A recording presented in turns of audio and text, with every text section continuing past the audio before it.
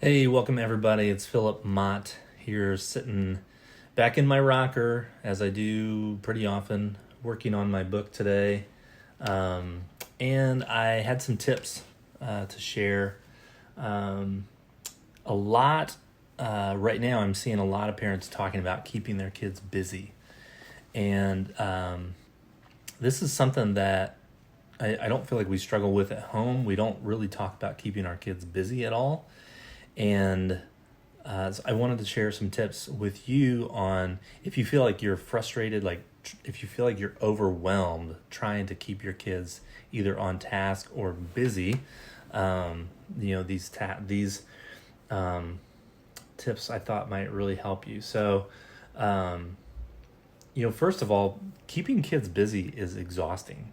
Like I would not say that we spend any time in our house thinking about how to keep our kids busy because it's just not worth it. Uh, when you try to make up a game for them, that it lasts like 30 seconds. If they make up their game for themselves, then it lasts something closer to 30 minutes. And that's a huge difference. And I don't want to follow my kids around and keep like asking them, well, okay, try this and then try this. And like, I have work to do. I have things to do around the house. I have work to do for work. I have projects I want to work on. Like, they can entertain themselves. And I just posted a story about this too. And I just wanted to unpack a little bit of this. So, I mean, that's one of the reasons that we don't do it is it's exhausting. And like one of my son's favorite games to play is just like pretend fighting, and we'll play that for like 30-35 minutes. But I'm not the one that's like pushing that forward. He is. But if I say, okay, let's try this, he'll say, yeah, that sounds fun. And then we'll try it for like 2 minutes, and then he wants to do something else. So, um, so that's not really a tip, but I do have empathy for you that if you're exhausted trying to keep your kids busy, like that's normal. Um, so the other fact about this is that kids can absolutely solve boredom on their own. Uh, One quote that I really love, I think it was Janet Lansbury that said this, is boredom is just the space between ideas.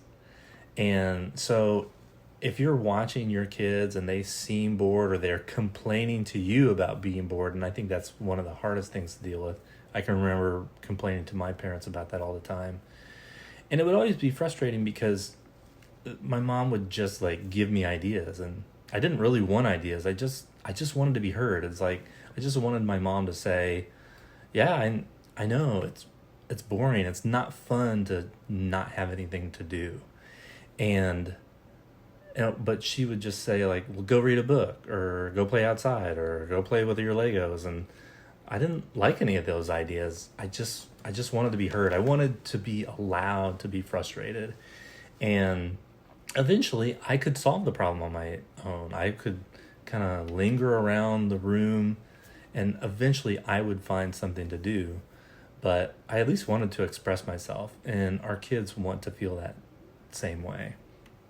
Um, Now, it takes some patience from our perspective because we need to understand that exercising this skill of responding to boredom takes time. It takes patience. They're not going to just get it. Like the first time we don't entertain them or keep them busy, it's not like they're just going to find some amazing things to do. It takes practice. In fact, in the unschooling world, because my family is we are unschoolers, if your child has been in the education system for a longer period of time, there's a period of time that we call deschooling. It's like learning how to live in your own head.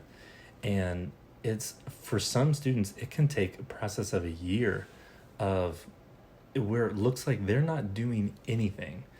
Um, and then over time, they find the things that really interest them, and then they focus on those things, and you start to see some real gains happen that would have been really hard to happen or get to happen on your own, like trying to do that your own.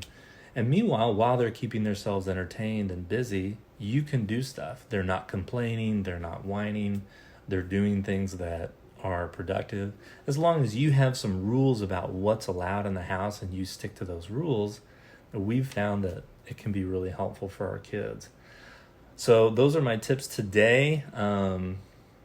The book is going well. I'm about 11,000 words in, and a lot of these tips will be in the book too. So I don't really have a release date.